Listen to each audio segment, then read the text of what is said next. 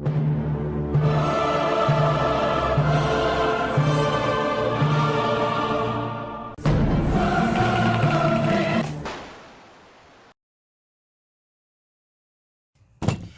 back, I'm Captain Xavier, and those of you who actually can be bothered to watch my fan mail videos are aware I'm now taking commissions, and this is one of the first new commissions that I'm going to be working on. I may or may not get it completely finished in this video, we will see.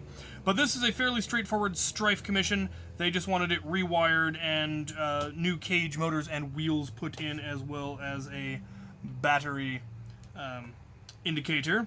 So they sent the Stryfe as well as the cage and wheels. Cage is this snazzy looking cage, all metal, very fancy, as well as the wheels that apparently go with it. And then the motors that are going into it are Fang revamps as fitting of the cage. There's a neat feature of the strength of the magnets in these things. Anyway. We are going to get the cage all wired up first, and we're going to be doing it in real time. I'm going to try to do as little fast forwarding in this video as possible, and I'm going to try to do this as quickly as possible. I am currently waiting for parts to print. It is going to have an extended mag release and rev trigger, and I'm printing the switch plate. So there may be an edit break for that, but there shouldn't be much fast forwarding other than possibly opening and closing the blaster, so that you can really follow along with this from beginning to end. So it may be a somewhat long and occasionally boring video, but for those of you who really want to see how it's done, this video should show it all. So first things first, we need to screw the motors in and get the wheels put on. If your motors didn't come with any, you will need to make sure that you get some motor screws. You can get them from Foam Blast. They sell them in just packs, and they come with extras. You will need 2 per motor, and I highly recommend that you use some Loctite or similar to secure the motors, to secure the screws, because otherwise the vibration will in fact break them loose.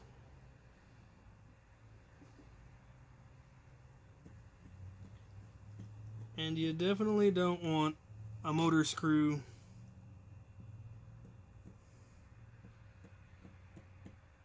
popping loose under your flywheel. That is a recipe for things to get broken and burnt out and damaged.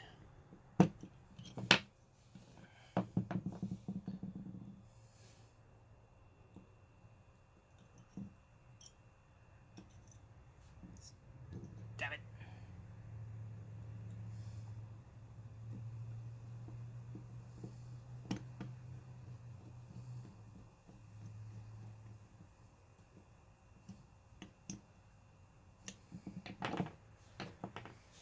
Okay, you want to make sure that the red dots are opposite of each other.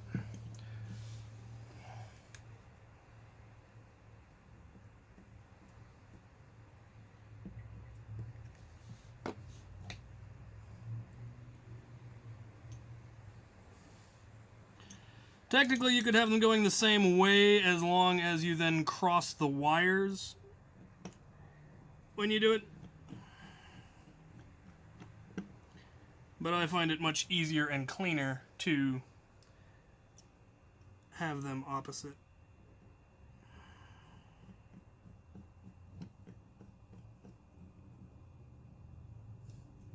Okay. Next, we are going to seat the flywheels. And making sure that they are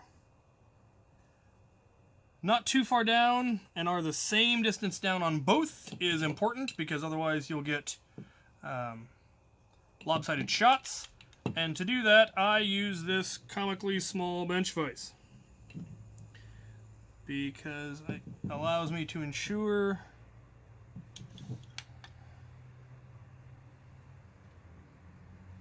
that things only get pushed exactly as far down as I want them to.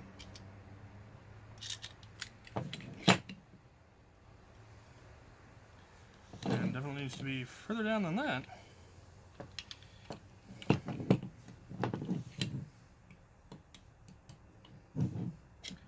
A little vise I got from GearBest.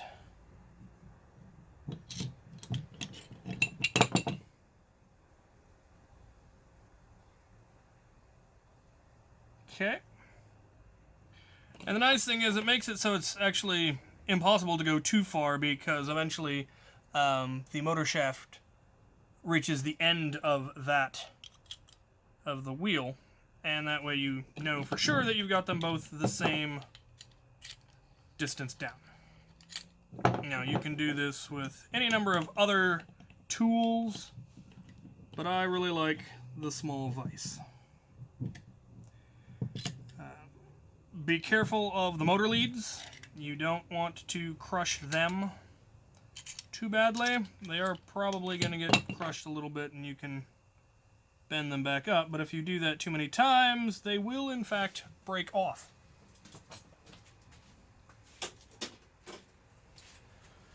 And that would be bad. Now, I get the feeling, looking down the barrel, that these wheels are in fact supposed to be a little bit lower, because they are not currently far enough down to be centered, and I can see plenty of room still at the top. So we need to get them a little bit lower, but we don't want to, again, go too far. So I'm going to use a washer to put on top of the wheel so that I can then push it a little bit further down. And I will continue to add washers as needed until they are as far down as they will go. I think one more. Yep. Perfect. Now the other side. Well, that worked lovely. Now it is properly centered. I don't know how well you can see that. It also, it appears, I think I figured out what these are for.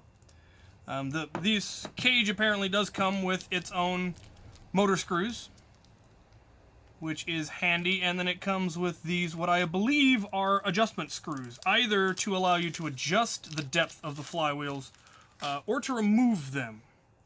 If I'm seeing them correctly, they screw into these holes here and would allow you to remove the flywheels by screwing them down and pushing it off, or you could just push the wheels all the way down and then use these to adjust them up to whatever depth you want.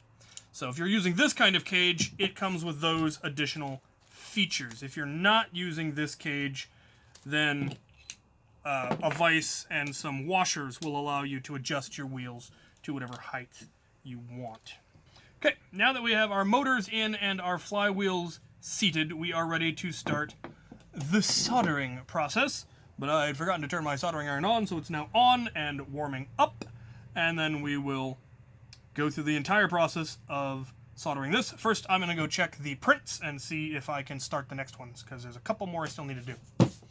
Alright, printing is going well. So we are going to wire up the flywheel cage. First thing we're going to do is add a little bit of flux to each motor lead. Doesn't need to be a lot, just enough to make the solder feel like adhering better. First thing we're going to do, just add a little bit of solder to your soldering tip. It's called tinning it. And then you're going to tin each of the motor leads.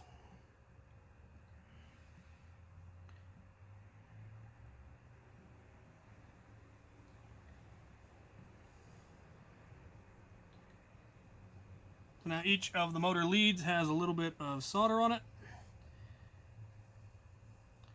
which will make it easier to solder wire to it in a minute. Add solder as necessary.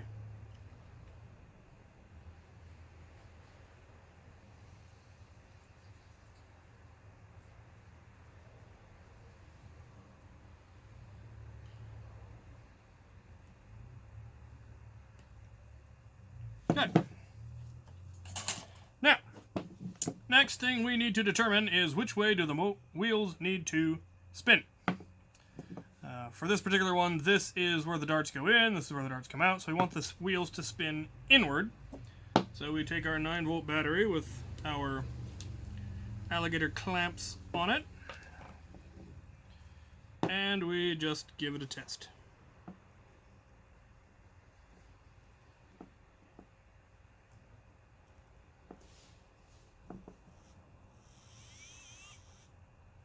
Okay.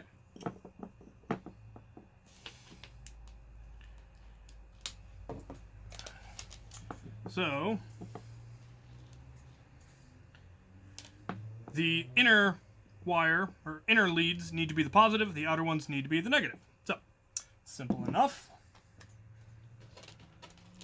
We now take some wire,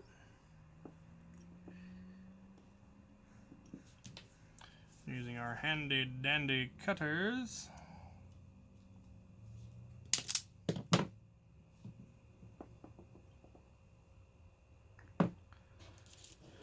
Cut them to the appropriate length.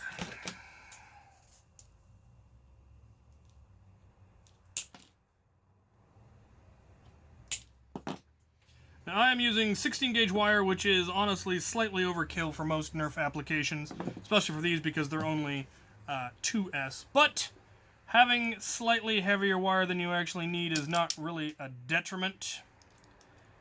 If you went with something ridiculously thick, there would eventually be more resistance, or enough resistance that you might actually notice.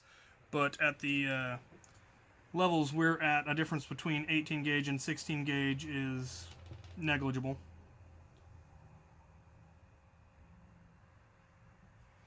And we're going to add flux to them as well, and we are going to tin them as well.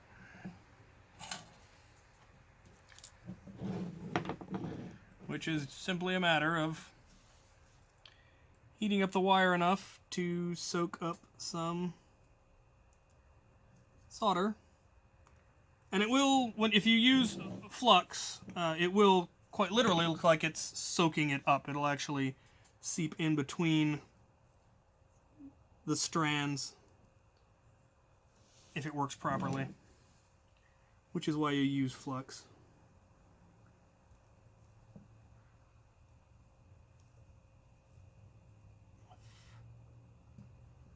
Okay, and now we solder it to the leads.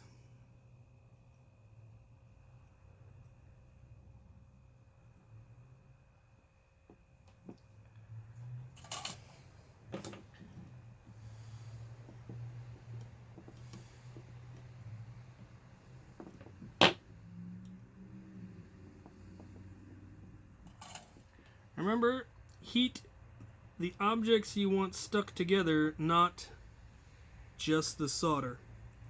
And it needs to get hot enough so that the two solders actually merge.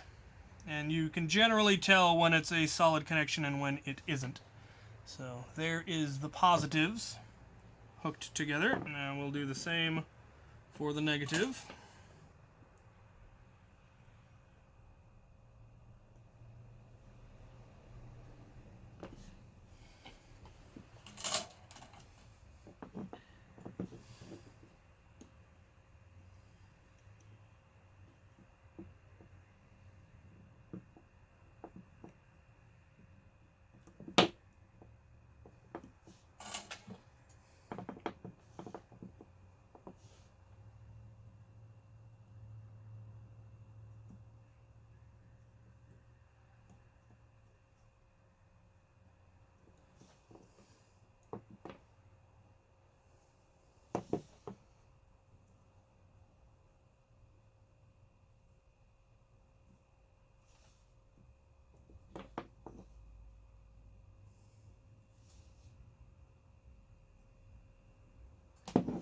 Okay.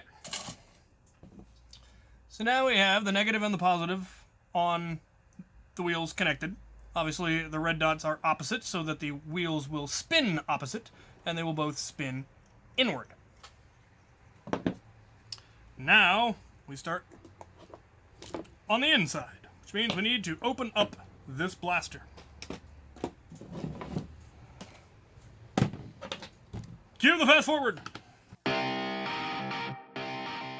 Alright, now let's talk about what's staying and what is going. Now the vast majority of what's in here is going, though we are going to keep some of the screws and the actual trigger mechanism, because it is going to remain a semi-automatic blaster. But all of the wiring comes out.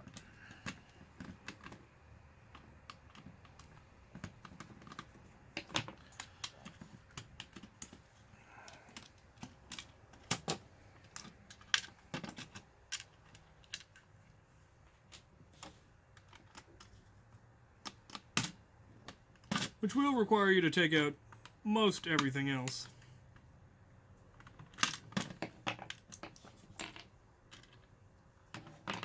While I've got it open, I'm going to go ahead and replace the trigger, the mag release. The mag release I'm using is Foam Blast Design. You can get it through them, you can get it through Out of Darts, you can also print it off Thingiverse yourself. So it might take a little bit of filing here and there to get it to move smoothly, but once it does, you put the original screw back in, good to go. We are going to be replacing the rev switch. As such, there will probably not be any kind of a trigger lock, which is, as long as you're careful and don't pull the trigger while it's not revving, you should be fine. It's less of an issue when it's still semi-automatic than if you put a full auto kit in it and you can, you know, jam 4 or 5 darts into your flywheels that aren't spinning before you even realize it.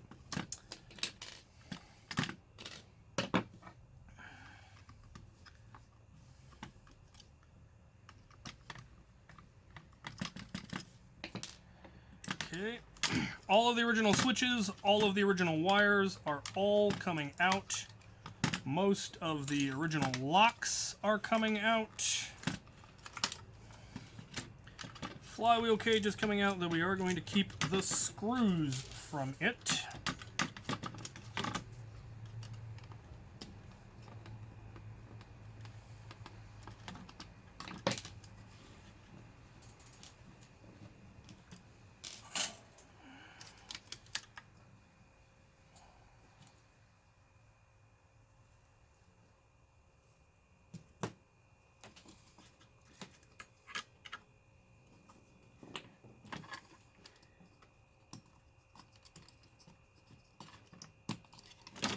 Okay.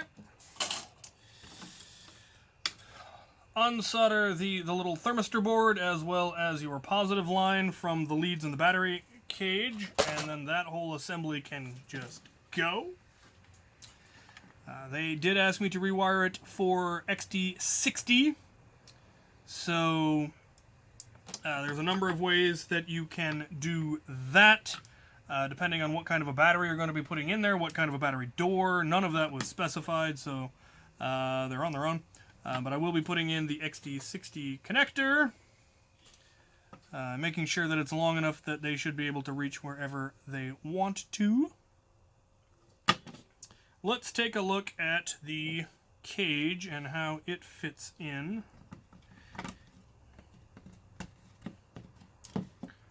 Oh, that is lovely. Yeah, that is it's a really heavy cage, and it fits in very snugly.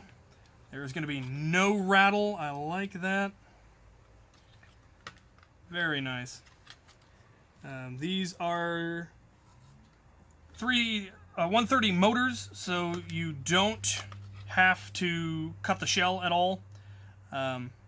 You might take out the little supports that are there if you feel that you need the room to be able to get your wires in, but it isn't actually necessary.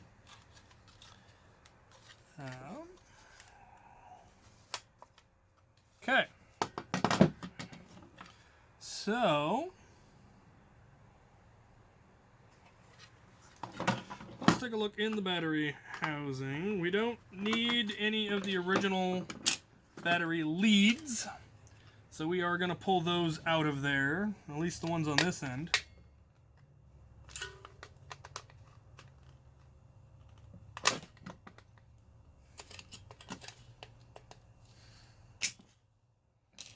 And as I said, I don't know what battery he's going to be using, but I am going to try to make as much room as possible, so we are going to Dremel out as much of the battery housing as we can.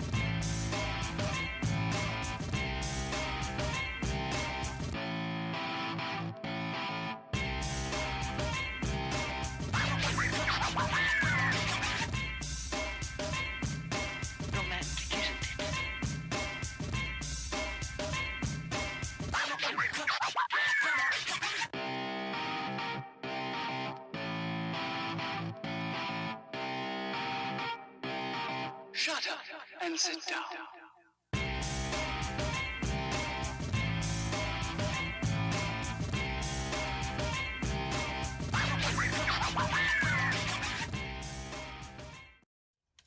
Okay, well that has given us as much room as we're likely to get without cutting whole swaths of the shell out.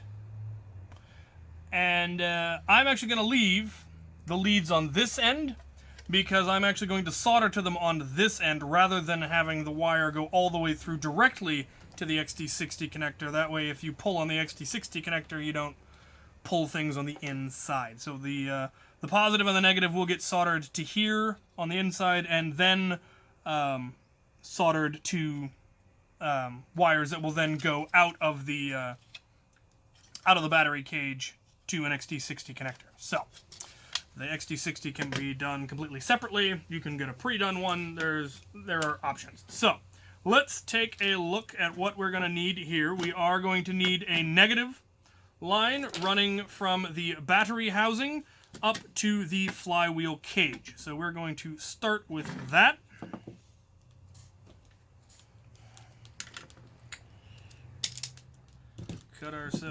Clean up an end, and then tin it.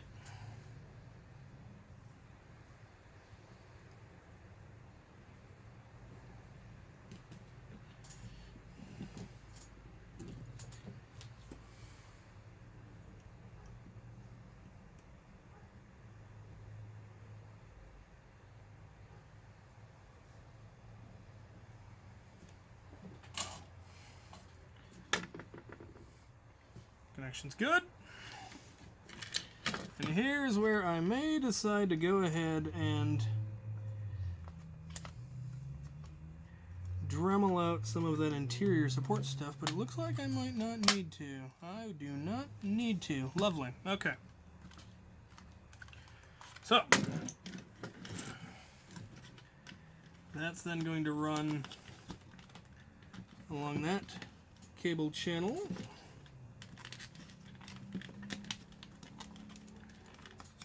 Up to the upper connector. So, cut it.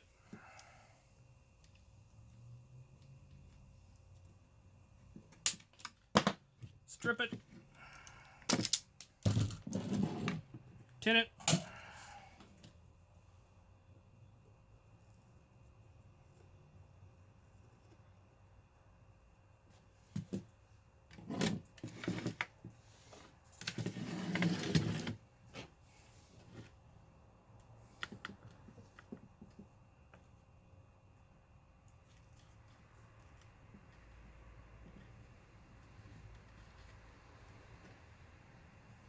And solder it in place. And that is the entirety of our negative circuit. Lovely. That's why strifes are so much fun. So easy. Okay, now we get to the complicated part, the positive circuit. Now, the positive circuit is going to start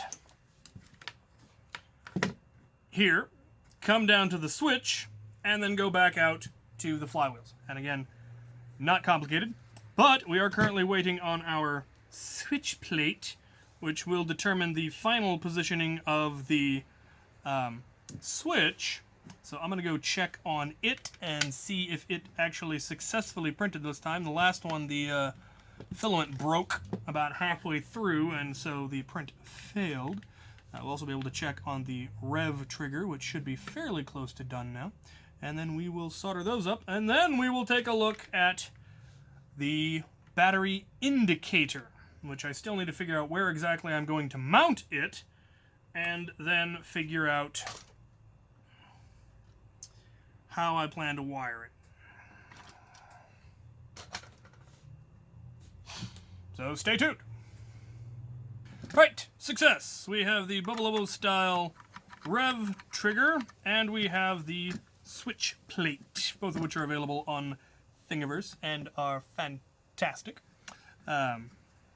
This just gets glued in here and creates a convenient mounting point for a large Omron style switch.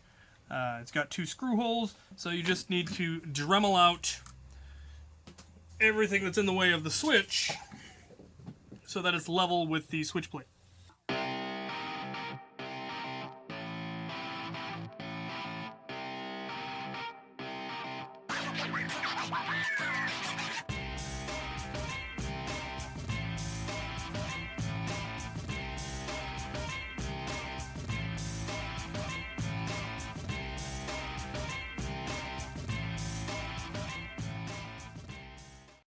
Not need the roller that's on there, so you can cut it off. I use just regular heavy wire cutters. Give it a good scoring and then bust it off of there. Clean up all of your slag from your dremeling.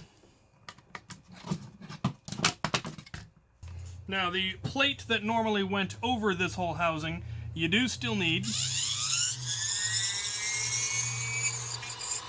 because it keeps your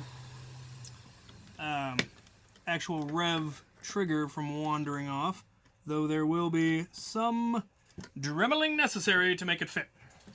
Okay, so once you've got the bits here that need to get dremeled out, which, like I said, is everything that would get in the way of the switch, as well as the underside of this, there's a fair amount that you have to Dremel out in order to make it fit. It's just a matter of testing. Did I get it all? No. Alright, Dremel off some more. Okay, there we go. Now, we can screw that down. You can also glue the switch in place, but I like screws. It does require a fairly long screw to get all the way through these switches. Before we put it in there, we are going to tin the terminals on the switch. Now, the ones that we need are normally open and COM.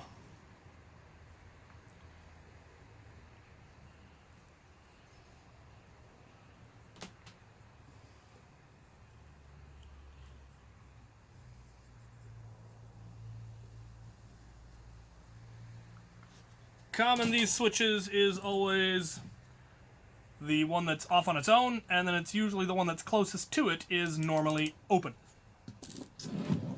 So we now have our extended mag release. We have our Bubble style rev trigger, which may still require a little bit of sanding, but it definitely does work. It's not going to fall out. It pushes the switch. Lovely. Okay. Up next, we are wiring the positive line. So, strip it, tin it.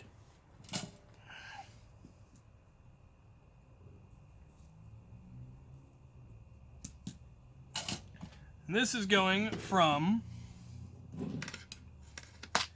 the positive on our battery connections to one of the two ports on the switch. Now, since we don't have motor braking, it doesn't actually matter.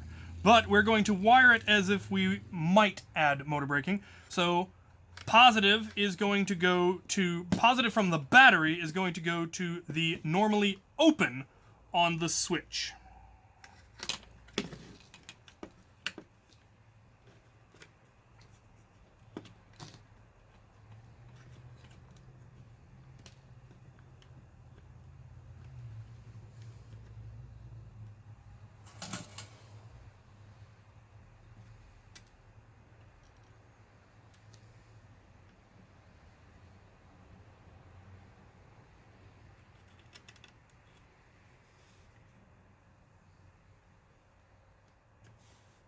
Okay, so got that soldered in there. Now we run it along. Now here's where 16 gauge wire is not always the best option. It's thicker and it doesn't fit in the shell nearly as prettily as lighter gauges might, but then it's going to come here and connect to our battery positive terminal. Got it. Strip it. Tin it.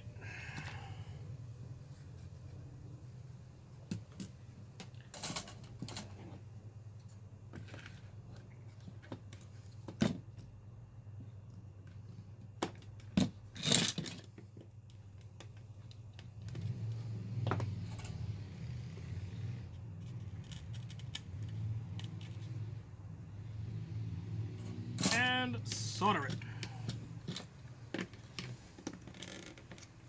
Okay. So, we now have battery positive going to our rev switch to the normally open.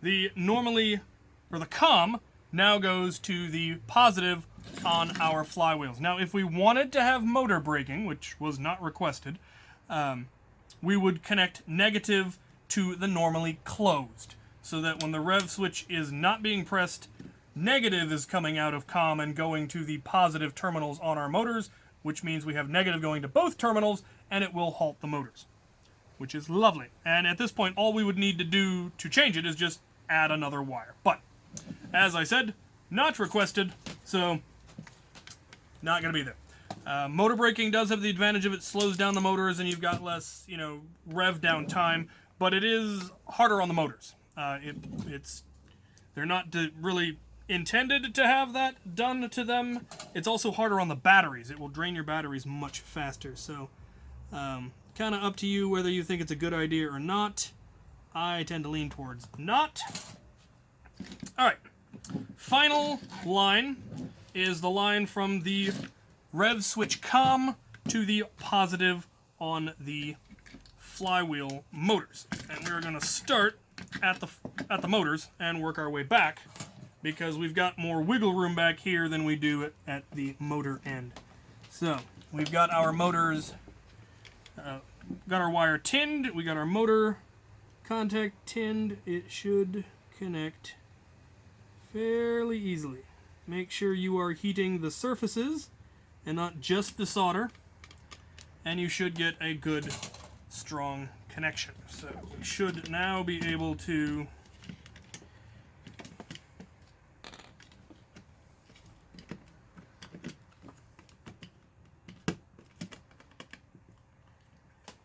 get this all put back in here.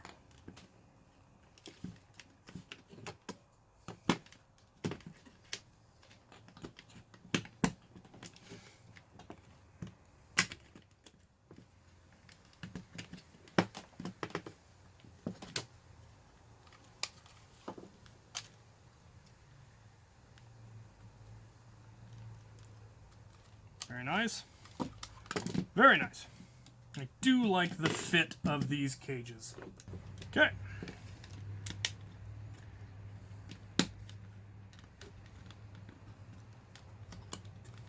Run our wires.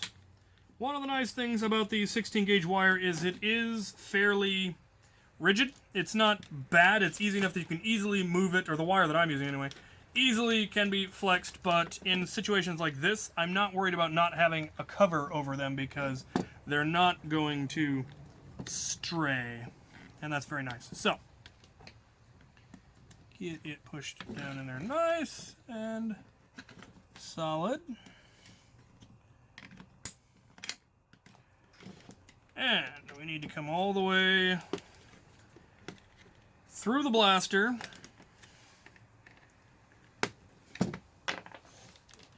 to the comm. And as per usual, cut it, strip it, tin it,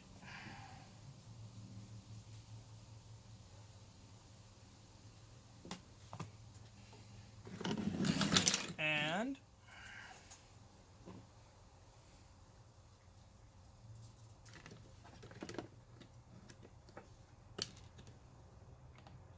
solder it.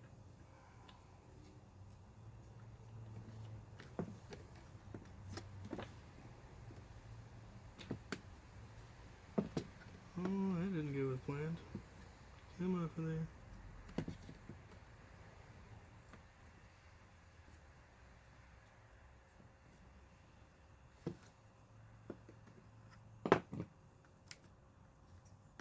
Okay.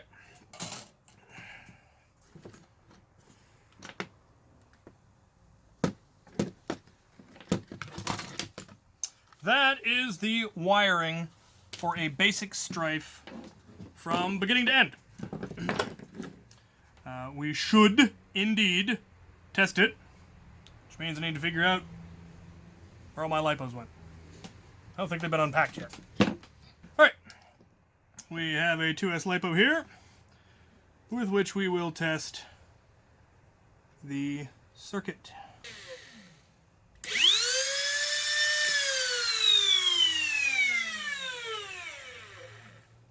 Perfect! They spin the right way. They spin up nice and quiet. Beautiful. Simply beautiful. Okay. Let's get the rest of the internals back in so we can work out what still needs to be done.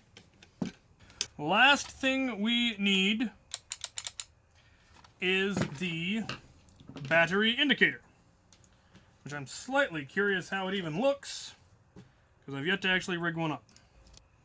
Very cool looking. Okay. So, how and where to mount this. Now, their thought was to have it on the left side of the blaster because they are right-handed, which is annoying because it means the wires need to go to the other side of the blaster. They wanted it activated on rev, which honestly isn't a great idea because the voltage on rev is not necessarily indicative of the actual voltage because you've got stuff pulling out of it. It also means that you have to be making noise when you want to check your battery, which isn't always useful. I'm more of a fan of having it on the jam door, so you pop the jam door open, you leave the jam door switch in and you use it to activate it. Much less intrusive. But they wanted it on rev, so on rev they shall get it. And I'm hoping I can fit it in this upper right-hand corner without it getting in the way of the internal mechanisms, which I think there will be plenty of clearance. Oh god, losing screws. Forgot about them. Rookie mistake, really. Alright. Okay, so putting it where I want it, and then I'm going to mark it using this razor blade. And then I'm going to Dremel and file it out.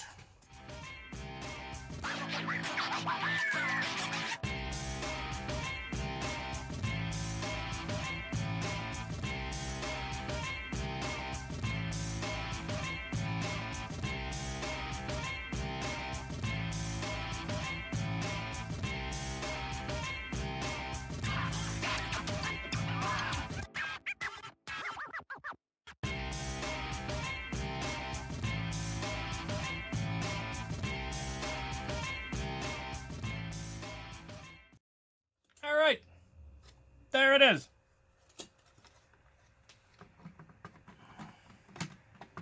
Now for the moment of truth. Does it interfere? It does not. Gobs of room. So, now we need to secure it in place. Okay. Should hold. Now, the wiring. Now, they want it to fire on rev, or light up on rev, which means all we really need is the negative going to the negative and the positive running along to the COM.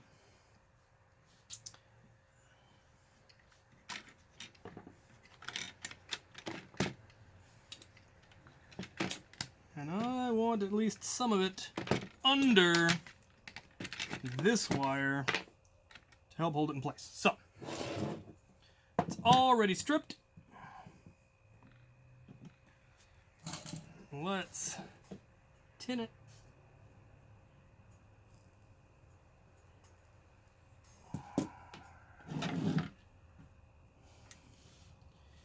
And solder it.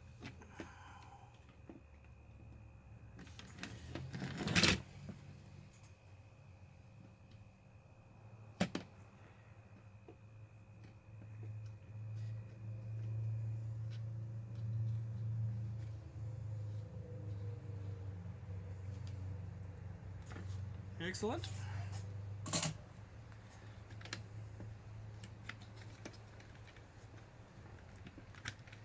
Excellent. Okay. Now we need just about that same length of negative, so you can still, as you can see, butterfly open the blaster.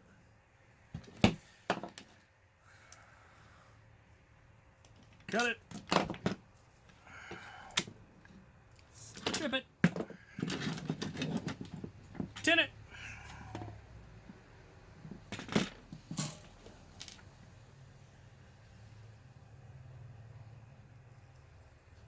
And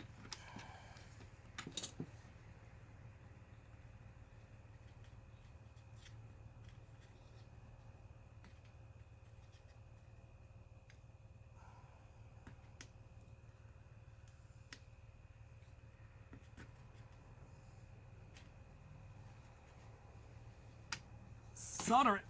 Last thing we need to deal with is the battery connector, the XD60 connector that will be connecting to our battery.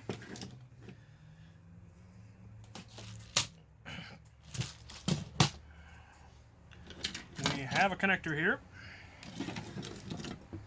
And these can be kind of tricky. So, hopefully, got to be kidding me. Autofocus is supposed to be on. I hope all of that wasn't all wonky, or I will be very, very annoyed. Oh, it went 30 minutes. The autofocus only lasts for 30 minutes for some reason. Anyway, all right. So XD60 connector.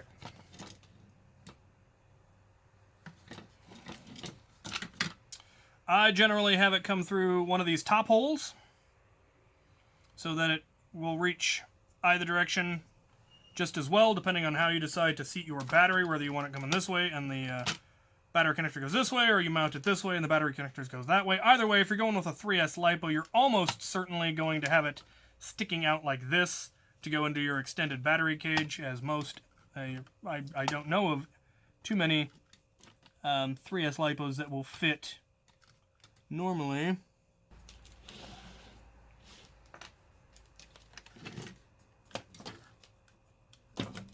So, we need a negative and a positive.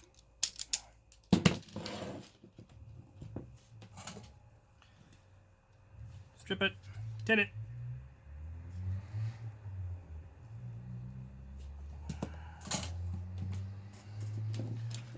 We're going to come from the battery tray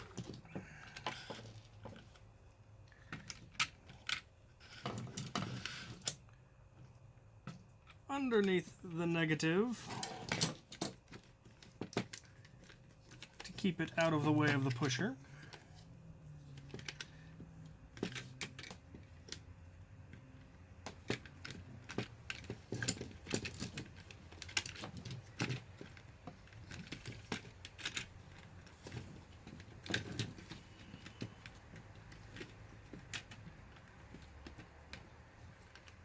And then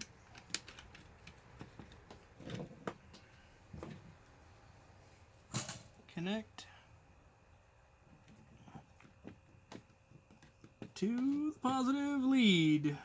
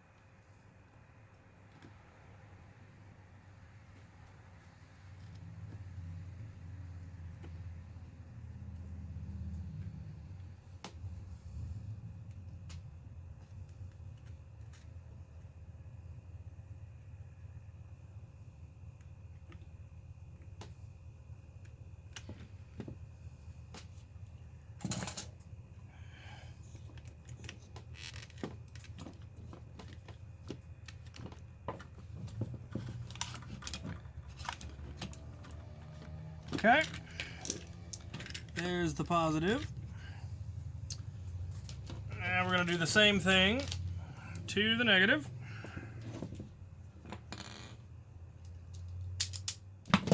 Strip it, tin it.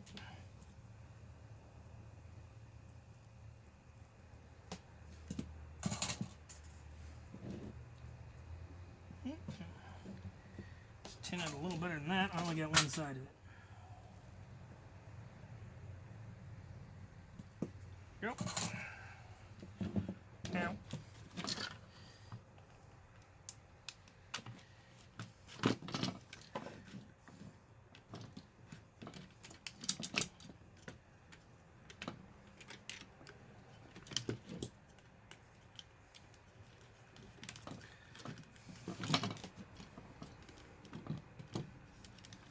Again, we're going to run it under existing wires to help hold it down so it doesn't get in the way of the pusher arm.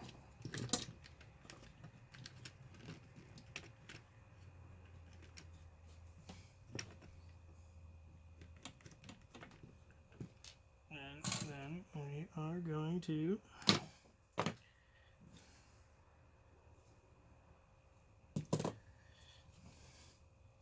solder it down to our negative lead.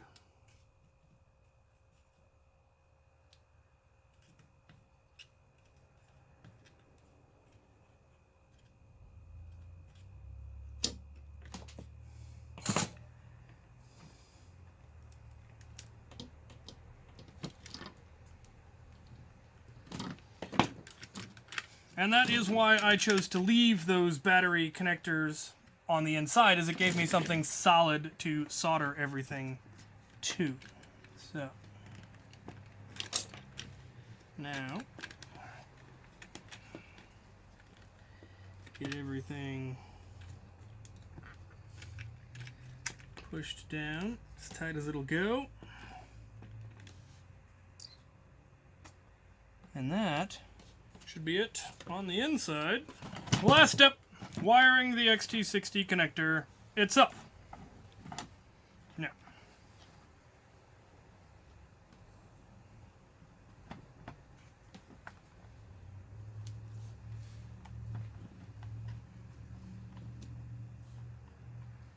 I want to have enough so we can go all the way around.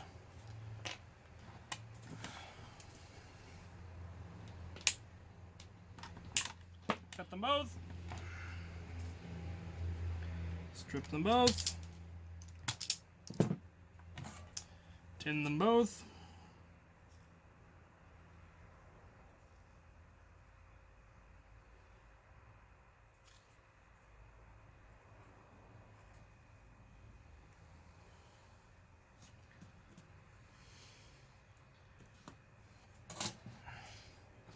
Now for the worst part of this whole thing, wiring an XT60 connector. Now, if you have both ends of the XT60 connector, I highly recommend connecting them up, because having both sides will act as a bit of a heat sink and will soak up enough of the heat that you won't melt your connector when you're trying to solder it. Also make very sure that you are connecting it on the right sides. The angled side is the negative side, and the other side is your positive side. In this particular build, it wouldn't actually matter if you got it backwards, because this is a very simple circuit. But in a more complicated circuit, or if you had motor braking and you got it wrong, the moment you plugged in your battery, the whole blaster would catch fire. So it is important that you get it right.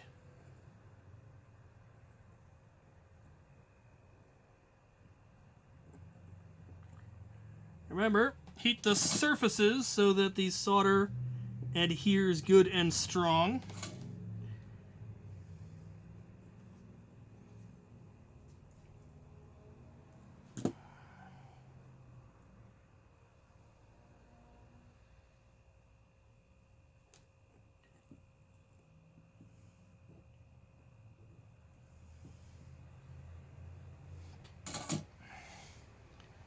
Check and make sure your connections are solid, because this is the connection that is going to get the most abuse. Then slide up your shrink wrap and hit it with your preferred source of heat.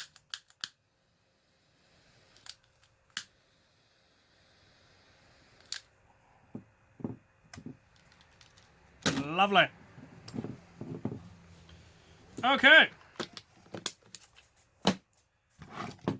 Let's put one last part on the inside before I forget and button this thing up with it not in it. And that is the return spring, which I didn't have in because I needed to be able to move the pusher out of the way whilst I was working. Now, all of our internals are in. Sure we put our rail attachment point on. Let us put it together and see if it works. Now for the speed up montage.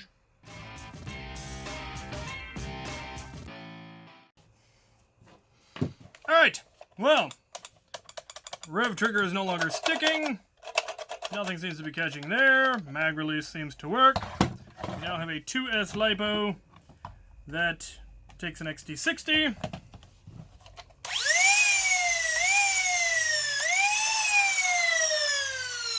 That is terrifying and magnificent. I need a dart and a magazine.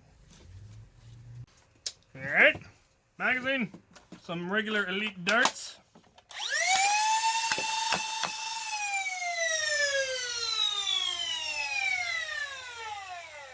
Well, that is just fantastic. That is absolutely gorgeous. Love the sound that that makes when revving. Gobs of cable here for connecting whatever battery he decides to end up going with. He will probably need an expanded battery door to go with whatever battery he chooses, but I assume he can manage that on his own. And there it is. A Stryfe rewired from beginning to end with no speed ups except for the assembly and disassembly. There you have it. Hopefully this is to his satisfaction. I kind of want to redo some of mine with something similar to this because I don't have chronograph numbers. It's currently pouring rain, but I'm sure it is fantastic. It is fairly high crush, and those Fang revamps are quite lovely. So there you have it. That is how to wire a Stryfe, the simplest wiring possible. If you have any questions, comments, concerns, suggestions, go ahead and put them down in the comments. If you're interested in a commission, please watch my channel PSA commissions video before emailing me, and follow the instructions in there, and then email me if you're interested, and we can talk. Hope this was helpful. Hope you're satisfied, the person who ordered this, Phoenix. And thank you guys for watching.